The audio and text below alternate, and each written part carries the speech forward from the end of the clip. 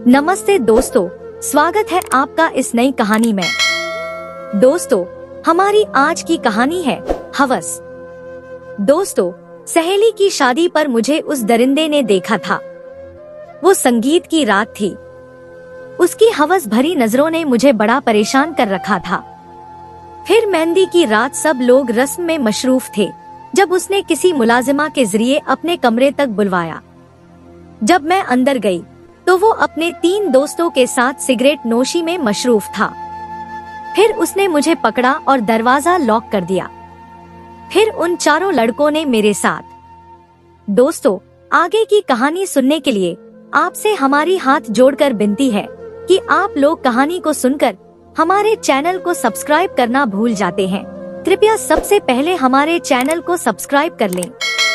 मैं आज बहुत खूबसूरत लग रही थी और आज मेरी सहेली श्रेया की संगीत की रात थी। मैं उसके पास ही बैठी थी जब मैंने देखा कि सामने खड़ा एक लड़का मुझे घूर रहा था। पहले मुझे ऐसा लगा कि शायद वह अपने ख्यालों में खोया हुआ है और मेरी तरफ नहीं देख रहा है, पर फिर मैंने देखा कि उसकी नजर न सिर्फ मुझे देख रही थी बल्कि मेरे वजूद का जायजा ले रही थी। वह मुझे सिर से पांव तक देख रहा था। मैं कभी अपना दुपट्टा ठीक करती तो कभी उसकी नजरों का शिकार होकर अपनी चूड़ियों के साथ खेलने लगती, क्योंकि मुझे बहुत अजीब लग रहा था। मैं दूसरी जगह जाकर बैठ गई तो वह वहां पर भी आ गया और ऐसी जगह पर खड़ा हो गया जहां से मुझे साफ देख सकता था। मैं अपनी सहेली को बताना चाहती थी कि यह लड़का मुझे बार बार घूर रहा है, लेकिन आज उसकी खुशी का दिन था। मैं उसे ऐसी बात के लिए कैसे तंग कर सकती थी। उठकर वहां से चली गई तो यह देखकर हैरान रह गई कि वह फिर से मेरे सामने आकर खड़ा हो गया था। खड़ा तो ऐसे हुआ था जैसे अपने ख्यालों में खोया हो। लोगों से बातें भी कर रहा था, लेकिन उसकी नजरें मुझ पर थी। मैं बहुत खूबसूरत लग रही थी। मैंने हल्के गुलाबी रंग का गरारा पहना था, बालों की लंबी सी जुल्फी बनाई थी, हल्का सा मेकअप किया था। जब मैं अपने घर से निकल रही थी तो मेरी अम्मी ने मुझे कहा कि बेटी, तू आज जरूरत से ज्यादा ही खूबसूरत लग रही है। लड़कियों को घर से इतना तैयार होकर नहीं निकलना चाहिए, वो भी पराई शादी में। मैंने कहा कि अम्मी, पराई शादी नहीं है, मेरी सहेली है, बहनों जैसी है और मैं जल्दी वापस आ जाऊंगी। अब तो मेरा भी दिल कर रहा था कि मैं यहाँ से चली ही जाऊं। ऐसे लोग होते हैं जो किसी को एंजॉय नहीं करने देते, अपनी गंदी हरकतों से उनको देखते रहते हैं और उनका मजा भी खराब कर देते हैं। जब थोड़ी देर बाद एक लड़की आई और उसने कहा कि आपको दुल्हन की अम्मी बुला रही है, यानी मेरी सहेली की अम्मी। मुझे लगा कि कोई काम होगा, क्योंकि मैंने उनसे कहा था कि मैं आ जाऊंगी तो आपके साथ काम करवाऊंगी, और थोड़ी देर पहले भी मैं काम ही करवा रही थी। मैंने कहा कि चलो अच्छा है, मुझे उसकी नजरों से बचने का भी मौका मिल जाएगा, क्योंकि संगीत की शाम उन्होंने हॉल में फंक्शन का आयोजन किया था। उसकी अम्मी ने मुझे अंदर बुलाया था, यानी कि घर के अंदर। मेरी सहेली बहुत धनी थी, उनका बहुत अच्छा घर था। ये सारे फंक्शन अपने घर में ही करते थे। मैं अंदर चली गई। मुझे उस लड़की ने कहा कि आप कमरे में जाएं, आंटी अंदर ही हैं। दोस्तों, मैंने जैसे ही दरवाजा खोला और अंदर कदम रखा तो मेरे मुंह से चीख निकल गई। लेकिन इससे पहले कि मैं और चीख पाती, किसी ने मेरे मुंह पर हाथ रख दिया, क्योंकि सामने वही लड़का खड़ा था। मेरा नाम सोनी था और मेरी दोस्त का नाम श्रेया। वह मेरी बहुत अच्छी दोस्त थी और बहुत ज्यादा धनी थी। अगर वह नहीं होती तो मेरी पढ़ाई भी रुक गई होती, क्योंकि उसी ने मुझे पढ़ने के लिए न सिर्फ मोटिवेट किया बल्कि मेरे कॉलेज की फीस भी वही देती थी और मुझे लेने के लिए भी आती थी। उसके पास अपनी गाड़ी थी। आना जाना और मुफ्त की फीस होने की वजह से मैं पढ़ाई कर रही थी। लेकिन अब हमारी पढ़ाई मुकम्मल हो चुकी थी और उसका रिश्ता तय हो गया था। उसने प्यार भरी की शादी की थी और जिससे प्यार की थी वह भी बहुत अच्छा इंसान था। मैं प्यार के सख्त खिलाफ थी। मुझे पता था कि यह प्यार कुछ नहीं होती, बस लड़के लड़कियों को देखते ही पसंद करते हैं। जो उनको आंखों से अच्छी लगती है बस उसी के पीछे भागते हैं, और जिस दिन लड़की सुंदर नहीं रहती वह किसी और के पीछे चले जाते हैं। मैंने अपने घर में भी यही देखा था। मेरे पापा मजाक नहीं सही, पर मेरी अम्मी को बार बार कहते थे कि अब तुम में वह पहले वाली बात नहीं है। जब मैंने अपनी अम्मी की जवानी की तस्वीर देखी तो मैं हैरान रह गई। वह बहुत ज्यादा सुंदर थी, लेकिन अब बच्चे पैदा करके, घर के काम करके, बुरे वक्त देखकर वह वाकई बूढ़ी महिला हो गई थी। मैंने कहा कि आपको पापा ऐसे कहते हैं, आपको बुरा नहीं लगता? तो उन्होंने कहा कि तेरे पापा मजाक करते हैं, पागल। उन्होंने मेरे साथ बहुत अच्छा वक्त गुजारा है। पता नहीं मैंने कौन सा अच्छा काम किया था कि मेरी श्रेया से दोस्ती हो गई थी।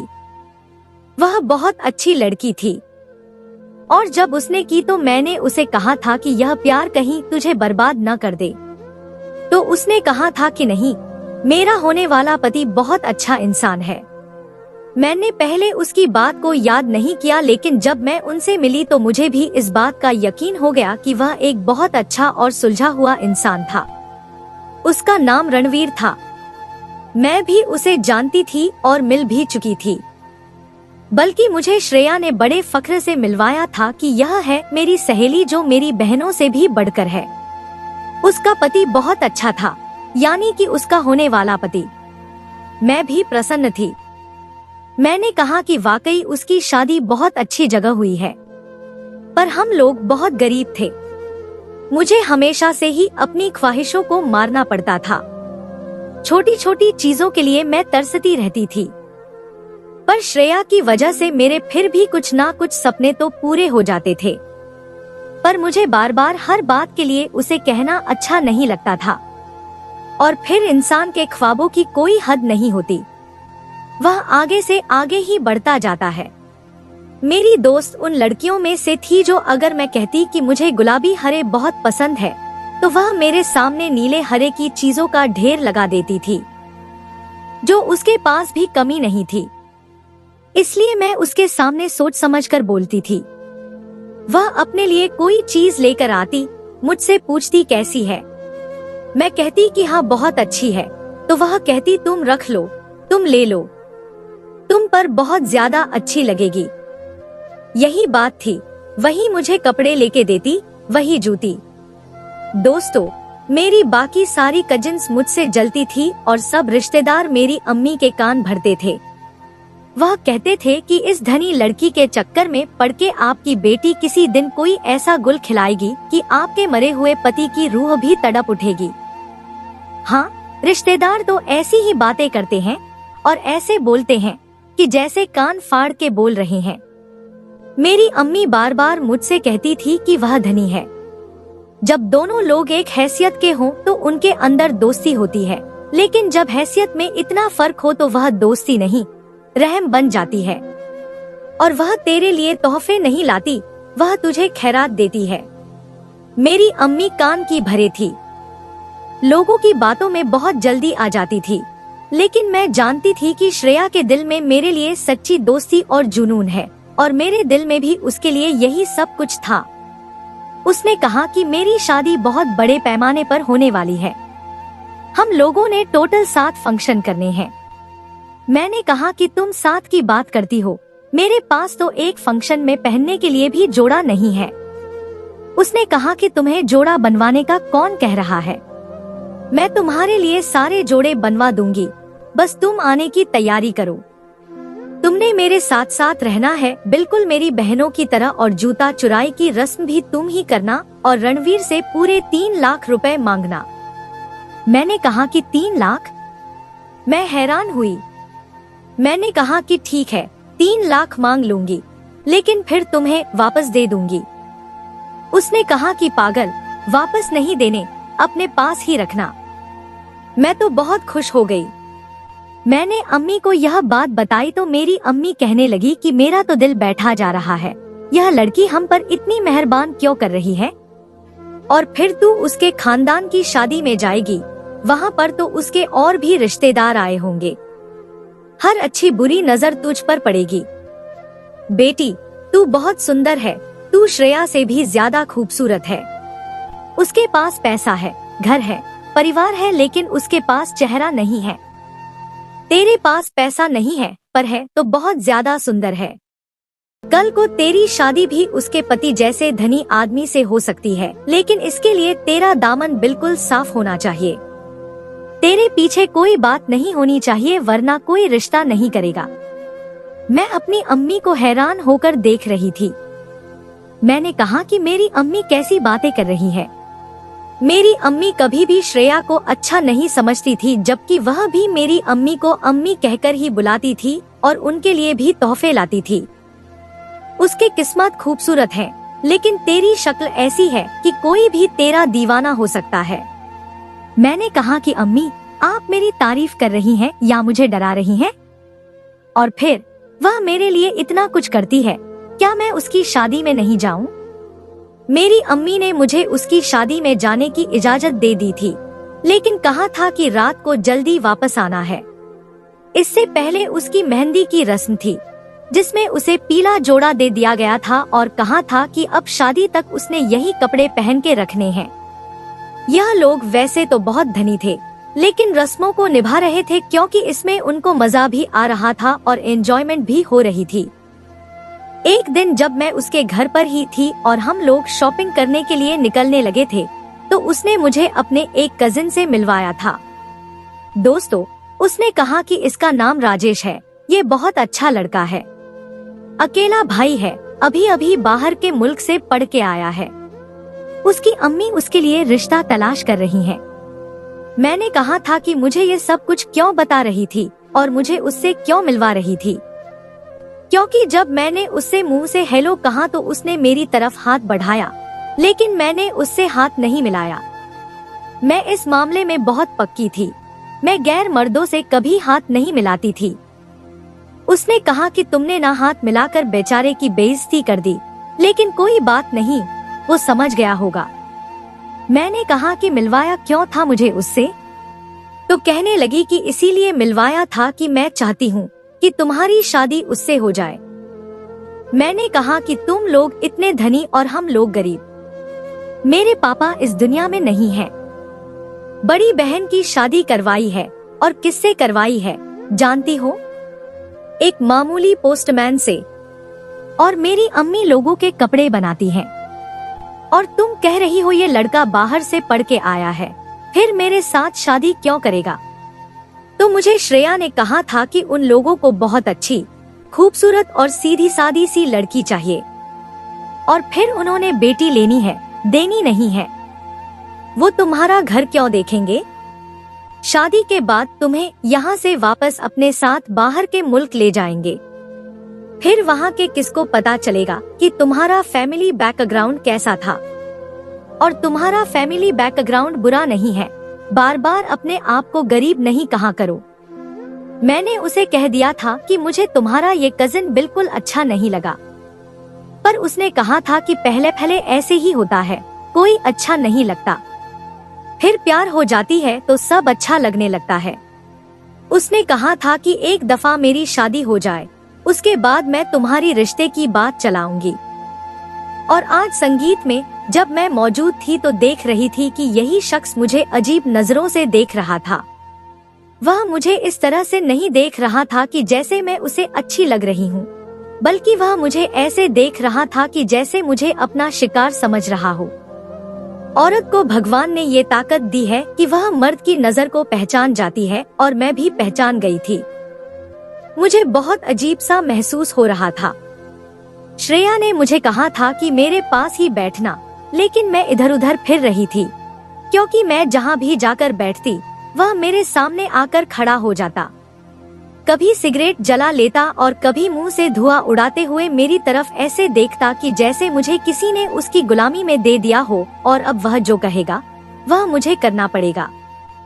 पता नहीं, कुछ लोगों के पास शायद ये ताकत होती है कि उनको किसी शक्ल देखते ही पता चल जाता है कि ये आदमी कैसा है, और उसकी शक्ल देख के ही मुझे पता चल रहा था कि ये बिगड़ा हुआ नवाब टाइप का इंसान है, और मुझे अपना पति इस तरह का नहीं चाहिए था।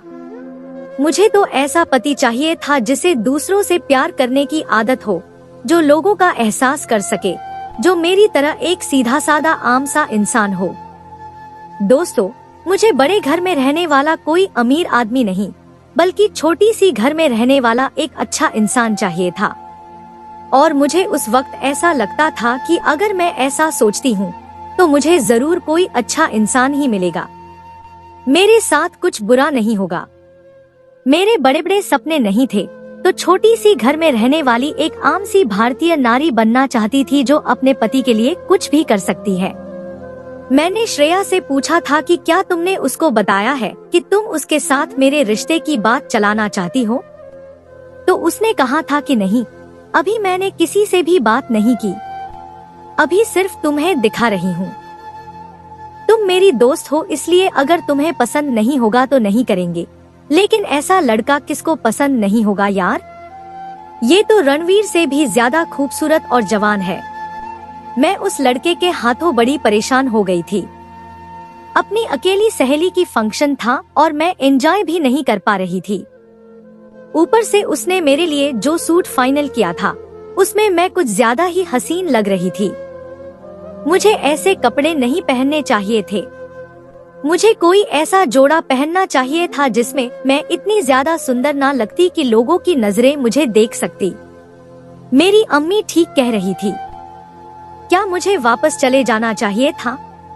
अभी मैं यही सोच रही थी जब एक नौकर ने आके मुझे कहा कि आपको रोशनी की अम्मी यानी आंटी बुला रही हैं। अंदर घर में कोई काम है।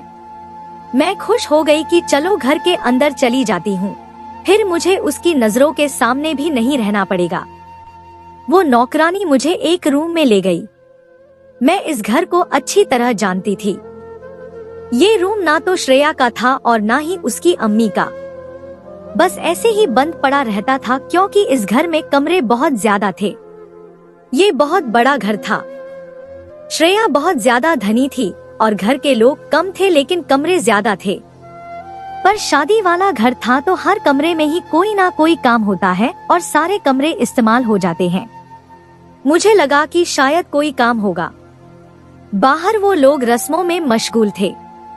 जब मैं कमरे के अंदर दाखिल हो गई और सामने का मंजर देखकर हैरान रह गई, क्योंकि अंदर वही लड़का बैठा था और साथ 3 और लड़के भी थे जो शायद उसके दोस्त थे। मुझे लगा कि शायद मैं गलत कमरे में आ गई हूँ। मैं थोड़ी देर के लिए अजीब सी हालत में आ गई और मेरे कदम वहीं पे जम गए। फिर मेरे दिमाग ने मुझे सिग्नल दिया कि मुझे यहाँ से तुरंत वापस चले जाना चाहिए। पर जैसे ही मैं पलटने लगी, उस लड़के ने मेरा हाथ पकड़ के दरवाजा बंद कर दिया। मैंने कहा कि ये क्या बदतमीजी है, तो कहने लगा कि अभी बदतमीजी कहा। दोस्तों, मैंने कहा कि तुम जैसे लोग यही सब कर सकते हैं। मैंने तो तुम्हें पहले ही देख के अंदाजा लगा लिया था कि हो तो किसी बड़े पापा की औलाद, लेकिन शायद वह तुम्हारा पापा नहीं है। मैंने इतना क्या कहा, उसने मेरे मुंह पर थप्पड़ मार दिया। मैं डरी हुई थी लेकिन हारी हुई नहीं थी। शाम का वक्त था जब मैं अपने घर में दाखिल हुई। श्रेया ने मुझे थामा हुआ था और मुझ पर एक चादर ओढ़ाई हुई थी। मेरे बाजू पे भी पट्टी लगी थी और सर पे भी। मेरी अम्मी पहले ही घर के सहन में इधर उधर फिर रही थी क्योंकि रात के 2 बज चुके थे। जैसे ही उन्होंने मुझे देखा, उनकी जान में जान आ गई। उन्होंने कहा, क्या हो गया? मेरा तो दिल बैठा जा रहा था। शाम के 2 बज गए, फोन भी तो नहीं उठा रही थी और इतनी देर कर दी तूने। मेरी अम्मी बोलती चली जा रही थी जब मेरे चेहरे की तरफ देखा और कहा, क्या बात है, तू ठीक तो है ना रोशनी?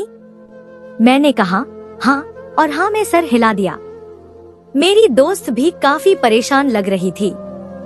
उन्होंने कहा, बेटी क्या बात है? ये ठीक नहीं लग रही, ये क्या हो गया इसको? अम्मी की नजर मेरे जख्मों पे पड़ी तो मैं उन जख्मों को छुपाने लगी। श्रेया ने कहा, चाची वो इसने हील वाला जूता पहना रखा था, ये बेचारी सीढ़ियों से गिर गई। शुक्र है कि ज्यादा चोट नहीं लगी। मेरी अम्मी ये सुन के बहुत परेशान हो गई। उन्होंने कहा, हाय भगवान, ठीक तो है मेरी बेटी? श्रेया ने कहा, जी ठीक है, बस आप इसको अंदर ले जाएं, चाय वगैरह पिलाएं। मुझे नहीं लगता कि ये मेरी शादी के बाकी फंक्शंस अटेंड कर पाएगी। जब मेरी शादी हो जाएगी तो मैं इसे मिलने के लिए आऊंगी। तब तक तक आप इसका ख्याल रखिएगा। मेरी अम्मी को गुस्सा तो आना ही था जिनके मेरे साथ बुरा हुआ था। उसने कहा, अरे मैंने तुझसे पहले ही कहा था कि शादी में जाने की कोई जरूरत ही नहीं है। बड़ी बड़ी शादियों में बहुत ज्यादा लोग आए होते हैं, इस तरह उछल कूद करें तो कोई ना कोई मतलब बन ही जाता है। लेकिन इसको ही बहुत शौक चढ़ा था और तब तो तुझे भी बहुत शौक चढ़ा हुआ था। अब मेरी बेटी को गिरा कर वापस ले आई है। जब ले गई थी तो कह रही थी तो बहुत ज्यादा ख्याल रखूंगी। ये ख्याल रखा है तूने? मेरी अम्मी ने तो गुस्सा करना शुरू कर दिया। श्रेया ने मेरी तरफ देखा, वह क्या बोलती। मैंने अपनी अम्मी से कहा कि अम्मी मेरी गलती थी, उसकी नहीं। मेरी अम्मी चुप तो हो गई लेकिन अभी भी उसकी आंखों में गुस्सा और जहर भरा हुआ था। श्रेया मुझे वहां छोड़ के चली गई। वह मेरे कमरे तक आई थी और उसने मेरे कंधे पे हाथ रखा था। जब वह वापस जाने लगी तो मैंने उसका हाथ पकड़ के भीगी आंखों के साथ उसकी तरफ देखा। उसने कहा था, तुम फिक्र मत करो, मैं हूँ तुम्हारे साथ। पर वह वहां से चली गई क्योंकि उसे जाना ही था। उसकी शादी थी। एक शादी और एक मौत, ये दो ऐसे मौके होते हैं कि जब कोई किसी के लिए मर नहीं जाता। दुल्हन की शादी हो तो वह कैसे अपनी शादी किसी के लिए छोड़ सकती है? किसी के लिए भी नहीं छोड़ सकती। और जब कोई मर रहा हो तो तब भी आप अपना जीना मरना खत्म नहीं कर सकते। आपको खाना भी खाना पड़ता है, बोलना भी पड़ता है, जिंदगी को जीना ही पड़ता है। लोग कहते हैं कि मरने वालों के साथ हम भी मर जाएंगे, लेकिन मरता तो कोई भी नहीं है। जिंदगी चलती ही रहती है। दोस्तों, जब अम्मी कमरे में आई तो मैंने अपने आंसू साफ कर लिए। मेरी अम्मी ने कहा, लग गई ना नजर? मैंने कहा था ना, इतनी प्यारी बनके घर से बाहर निकलने की जरूरत नहीं थी। अरे ऐसे लोगों की नजर लग जाती है बेटी। शादी में हजारों लोग आए होते हैं। मैंने कहा, अम्मी मुझे बहुत नींद आ रही है, मैं कपड़े बदल के सोना चाहती हूँ। मेरी अम्मी ने कहा, ठीक है, तू नहा धोकर सो जा, मैं तुझे सुबह जल्दी नहीं जगाऊंगी। अम्मी कमरे से बाहर चली गई। मैं एक झटके से फूट फूट के रोने लगी क्योंकि मैं अपनी अम्मी को नहीं बताना चाहती थी कि उनके सारे डर और बुरे अंदेशे सच हो चुके थे। श्रेया की शादी गुजर गई। वह रिसेप्शन के एक दिन बाद भी मेरे घर नहीं आई। मैं उसका बेचैनी से इंतजार कर रही थी, पर वह मसरूफ होगी, यह बात भी मैं अच्छी तरह जानती थी। वह अमीर पापा की अमीर बेटी थी। उसकी शादी का रिसेप्शन बहुत बड़ा था। वह बहुत थक गई होगी। ऐसे में वह कैसे अगले ही दिन मेरे घर आ सकती थी? मुझे तो लगा था कि शायद 3-4 दिन तक मेरे पास नहीं आएगी, और अगर नहीं आती तो मुझे कोई फर्क नहीं पड़ता था। मेरे लिए मेरी अपनी जिंदगी का हर पल परेशानी हो चुका था। मैं बहुत ज्यादा परेशान थी, चुप चुप के रहती थी। मेरी अम्मी कहती थी कि नजर लग गई है, बहुत खराब नजर है, किसी की बहुत गंदी नजर लगी है। ऐसा दुख कोई जैसे छुपा सकता है, ऐसी परेशानी हुई कैसे छुपा सकता है? किसी लड़की के साथ होने वाला यह सबसे बड़ा है, सबसे बुरी हरकत होती है, वह कैसे उसको छुपा सकती थी? पर मैं छुपा रही थी, और पता नहीं कैसे छुपा रही थी। मुझे बस श्रेया का इंतजार था। मैं जानती थी कि वह मसरूफ है, लेकिन फिर भी मुझे गुस्सा आने लगा था। फिर 2 दिन वह मेरे घर आई और मुझे मेरे घर से ले गई। अब मैं पहले से बेहतर महसूस कर रही थी। मेरे जख्म तो भर गए थे, लेकिन कुछ दाग ऐसे होते हैं जो दिखाई नहीं देते। मैंने अपनी अम्मी को कुछ नहीं बताया था। अगर उनको बताती तो वह जीते जी मर जाती। मैं इस वक्त श्रेया के घर में उसके अम्मी पापा के कमरे में बैठी थी। वह दोनों भी वहाँ मौजूद थे और वह लड़का भी। उसके वह दोस्त वहाँ मौजूद नहीं थे। लड़के के अम्मी पापा भी सामने बैठे थे। कमरे का माहौल किसी अदालत जैसा बन चुका था और श्रेया इस वक्त मेरे हक में एक वकील की तरह ही बोल रही थी। उसका पति भी उसका साथ दे रहा था। श्रेया ने कहा, चाची, जो कुछ भी हुआ है उससे हम सब वाकिफ हैं। यह तो भगवान का करम है कि किसी मेहमान को इस बारे में पता नहीं चला और मैंने बड़ी मुश्किल से इस मामले को संभाल लिया। लेकिन अब आपके बेटे ने जो हरकत की है उसकी जिम्मेदारी तो उसको लेनी ही होगी। यह मेरी दोस्त की जिंदगी को इस तरह से बर्बाद नहीं कर सकता। आपको याद है मैंने आपसे एक लड़की का जिक्र किया था और कहा था कि मेरी नजर में कोई है जिसके साथ मैं आपके बेटे की शादी तय करवाऊंगी। वह मेरी यही दोस्त थी। जो कुछ भी हुआ है बहुत बुरा हुआ है और आगे जो कुछ होगा वह भी अच्छा नहीं होगा। लेकिन अब आप अपने बेटे को कहिए मेरी दोस्त के घर रिश्ते लेकर जाए। इस बात से ज्यादा बुरी और कोई सजा नहीं हो सकती कि जो शख्स आपकी जिंदगी में एक बहुत बड़ा तूफान बर्पा करने का जिम्मेदार हो, आपकी जिंदगी उसी के हवाले हो जाए और आप इसकी पत्नी बन जाएं, उसकी जिंदगी में चले जाएं। यह मेरे लिए किसी सजा से कम नहीं था। दोस्तों, मैं उस शख्स की शक्ल भी नहीं देखना चाहती थी, लेकिन बात को संभालने का और कोई तरीका नहीं था। अगर मेरी बहन के ससुराल वालों को पता चल जाता कि मेरे साथ यह सब कुछ हुआ है तो वह मेरी बहन को भी तलाक देकर वहाँ से वापस रखाना कर देते और फिर हमारा खानदान कितनी बातें करता, क्योंकि उनकी बातें सच हो गई थी। ठीक है, वह कह रहे थे एक दिन मेरे साथ कुछ ऐसा होगा कि मैं अपनी अम्मी के लिए बदनामी बन जाऊंगी और मेरे साथ ऐसा हो चुका था। मुझे नहीं पता था कि मैं अपने आप को संभालूं। बार बार रो रही थी। श्रेया की अम्मी मेरे कंधे पे हाथ रख के बैठी थी। वह मुझे भी अपनी बेटी की तरह ही समझती थी। उसके पापा भी बहुत गुस्से में थे और अब सब उस लड़के की अम्मी की तरफ मुतवाज़ह थे। उसने कहा कि यह लड़की झूठ बोल रही है, ऐसा कुछ भी नहीं है। मेरे बेटे ने मुझे सब कुछ बता दिया है। मेरा बेटा तो उस कमरे में था ही नहीं। हाँ, उसके वह दोस्त वहाँ पे जरूर मौजूद थे, लेकिन उसमें से एक दोस्त शादीशुदा है और एक की सगाई हो चुकी है। अगर इसकी शादी करनी है तो उन्हें बुलाएं और उनके साथ इसकी शादी करवाएं, क्योंकि यह सब कुछ उन दोनों का किया धारा है। इसमें हमारी कोई भी जिम्मेदारी नहीं बनती। मेरे बेटे का बीच में नाम कहाँ से आ गया? मेरे बेटे ने तो कुछ नहीं किया। तुम लोग मेरे बेटे को फंसाना चाहते हो। यह बात सुन के हम सब हैरान रह गए। श्रेया को बहुत ज्यादा गुस्सा आ रहा था। उसने कहा कि आपका बेटा उस कमरे में मौजूद था चाची, यह बात आपके बेटे को भी पता है। अगर यह मुकर रहा है तो फिर आपको अपनी तरबियत के हवाले से एक दफा सोचना चाहिए। उसने कहा कि बस करो श्रेया, तुम लोग हमारे खानदानी फैमिली फ्रेंड हो, हमारे कारोबार में शरीक हो। इसका मतलब यह नहीं है कि हमारे बेटे पे ऐसा इल्जाम लगाओ और हम कहेंगे कि हाँ ठीक है और किसी भी लड़की से उसकी शादी करवा दें। मैं अपने बेटे के लिए लड़की जरूर ढूंढ रही थी, लेकिन बहुत ही शरीफ और अच्छे खानदान की, ऐसी लड़की नहीं जो पराई शादियों में तैयार होके जाए, लड़कों को अपनी तरफ आकर्षित करे और फिर जब मामलात उल्टे हो जाएं, तो मजलूम बन जाए। ऐसी लड़कियों को तो यह तरबियत बड़ी कम उम्र में ही दी जाती है। इनकी अम्मी ही इनको सिखाती ऐसे तैयार होना, अमीर आदमी के आगे पीछे फिर न मटकना, उन्हें अपनी अदा दिखाना, फंसे तो उन पर इस तरह का कोई इल्जाम लगा देना ताकि अपनी इज्जत के लिए तुमसे शादी कर ले। ऐसी लड़कियों को और आता ही क्या है अच्छी तरह जानती हूँ।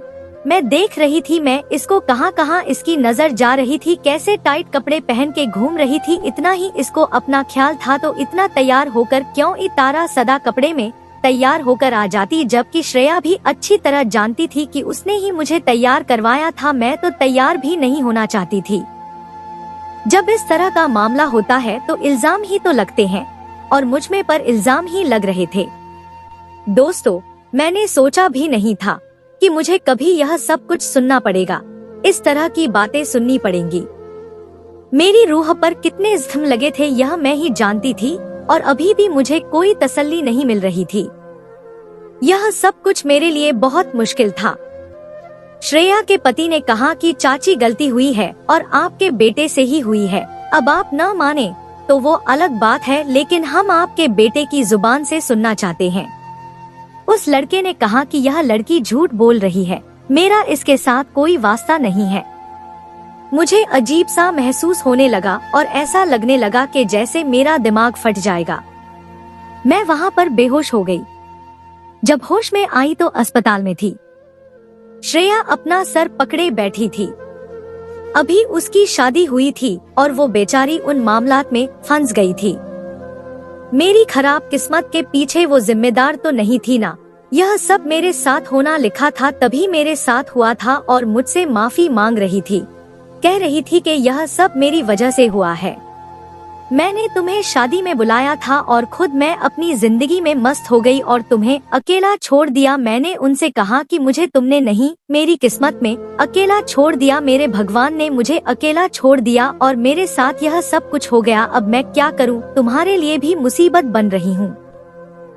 उसने कहा कि ऐसी कोई बात नहीं है, तो मेरे लिए कभी मुसीबत नहीं बन सकती हो। मैं तो तुम्हारे लिए बहुत परेशान हूँ।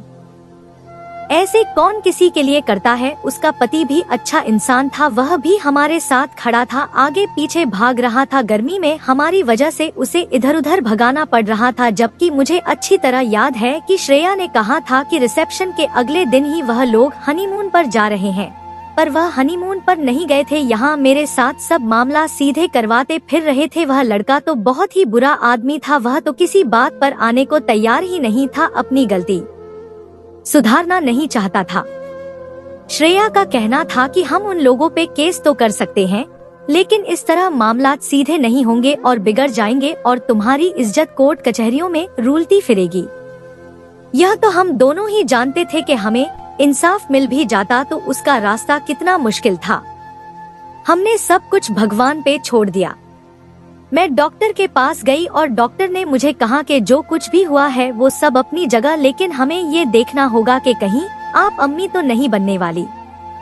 मैं भगवान से प्रार्थना कर रही थी कि मुझे किसी और इम्तिहान में न डाले। दोस्तों, मैंने सब भगवान के हवाले कर दिया था, सब कुछ उस पे छोड़ दिया था। महीने के बाद पता चला कि मैं अम्मी बनने वाली नहीं थी। शायद भगवान ने मुझ पे रहम किया था, क्योंकि मैं इससे ज्यादा बोझ नहीं उठा सकती थी। रणवीर ने हमारा बहुत साथ दिया। उसने अपने एक दोस्त से मेरा रिश्ता पक्का कर दिया। वो भी उसकी तरह एक बहुत अच्छा इंसान था। हमने उसे कोई झूठ नहीं बोला, उसको सब कुछ बता दिया था। उसने कहा था कि मुझे कोई मसला नहीं है, क्योंकि इस लड़की के साथ यह सब कुछ होना एक हादसा था। इसमें इस लड़की की कोई गलती नहीं है। मैं कहती हूँ, कौन कहता है कि सब मर्द एक जैसे होते हैं? इस दुनिया में कुछ मर्द ऐसे भी होते हैं जो बहुत अच्छे होते हैं। हम दोनों के नसीब में अच्छे मर्द आए। रणवीर और उसका दोस्त दोनों एक जैसे थे। मेरी शादी हो गई और मेरी अम्मी भी मेरे साथ रहती है। मेरी जिंदगी में सब कुछ ठीक था, भगवान का शुक्र था। फिर एक दिन मैंने ऐसा मंजर देखा कि मुझे भगवान के इंसाफ पर यकीन आ गया। श्रेया ने मुझे एक तस्वीर दिखाई। उसने कहा कि यह देखो, यह मेरा एक कजिन है, उसको कैंसर हो गया है और 3 महीने के अंदर उसका 30 किलो वजन कम हो गया है। अब यह मरने वाला है। मैंने जब तस्वीर देखी तो मुझे अजीब सा महसूस हुआ। मैंने कहा कि मुझे ऐसी तस्वीर नहीं दिखाओ, मुझसे नहीं देखा जाता और मैं इसके लिए प्रार्थना करूंगी कि भगवान इस पर रहम करे। उसने कहा कि अब इसके पास ज्यादा वक्त नहीं है। उसके अम्मी पापा सारी दौलत लगा के भी उसको बचा नहीं पाए। बस अब यह इस दुनिया से जाने वाला है। तुम जानती हो यह कौन है? तुम इससे मिल चुकी हो? मैंने कहा कि मैं मिल चुकी हूँ। नहीं, मैं नहीं जानती। उसने कहा कि यह वही है जिसने तुम्हारे साथ बुरा किया था, यह राजेश है। जब मैंने उसकी यह बात सुनी तो मैं हैरान रह गई, क्योंकि उसका वजन इतना कम हो गया था कि वह बिल्कुल पहचाना नहीं जा रहा था। मुझे भी यकीन नहीं हो रहा था, लेकिन श्रेया की आंखों में आंसू आ गए। उसने कहा कि हमने सब कुछ भगवान पे छोड़ा था ना, देखो उसने कैसा इंसाफ किया। 7 महीने के अंदर ही उसने अपना इंसाफ दिखा दिया। तुम्हारी जिंदगी में एक बहुत अच्छा शख्स आया और तुम्हारे साथ बुरा करने वाले के साथ देखो कैसा बुरा हुआ, और इसके वह 2 दोस्त, उनके साथ भी कुछ अच्छा नहीं हुआ। यही भगवान का नया था। हम दोनों ने ऊपर देखा और भगवान का शुक्र अदा किया। मेरे साथ खराब करने वाले के साथ वाकई खराब हुआ। तो दोस्तों, यह थी हमारी आज की कहानी। आपको सुनकर कैसी लगी हमें कमेंट करके जरूर बताएं और हमारी वीडियो को ज्यादा से ज्यादा अपने दोस्तों में शेयर करें। और हमारे चैनल को भी सब्सक्राइब कर लें ताकि आने वाली वीडियो का नोटिफिकेशन आप तक तुरंत पहुंचे। मैं मिलती हूँ आपसे अगली वीडियो में, तब तक के लिए धन्यवाद।